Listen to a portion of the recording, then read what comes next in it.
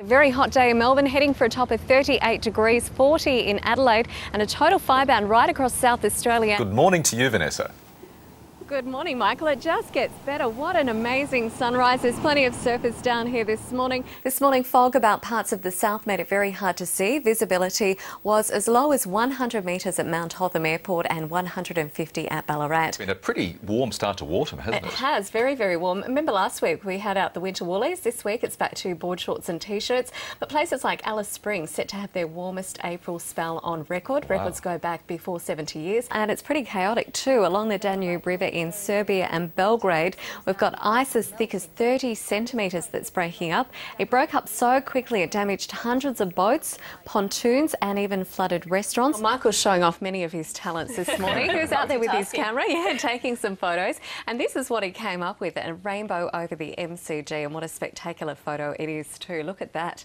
Now, I've been doing a little bit of research about rainbows. My favourite thing that I found out is about the pot of gold at the end of the rainbow. Now, Irish folklore, that's where it comes from, and it's believed that the fairies used to put the pot of gold at the end of the rainbow and the leprechauns would guard it.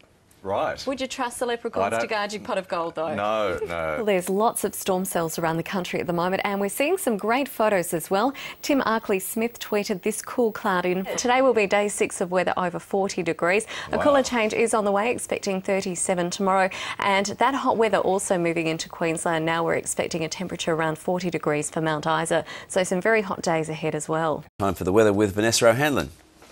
Thanks, Ian. Despite overcast skies, it's been a very warm cup eve, but stormy weather is rolling through South Australia with severe warnings. Over the past, we've shown some really, really pretty pictures and some pretty scenes, but unfortunately they're not looking so good in Romania at the moment. I don't think I'd like to be in this at all. Now, the other hard-hit areas are Albania and also Moldova. As you can see, pretty horrific scenes. There's been a lot of deaths throughout this big storm, and it's expected to continue for at least another couple of weeks. The cloud we're seeing from South Australia into Western Victoria and Tasmania is associated with a low pressure trough. Humid northeasterly winds are feeding into another trough over Queensland's central and southern interior. This was sent in by Jenny in Brisbane, and there's also another one that was sent in from Dalby of fantastic lightning strikes. Look at that. That was sent in by Hans. So some incredible footage. The lightning strikes, I haven't been able to keep up with them this morning because I'm reading so many different reports of how many, but it also affected northeastern New South Wales as well. Then on Wednesday, it's back up to 23 degrees, Ian.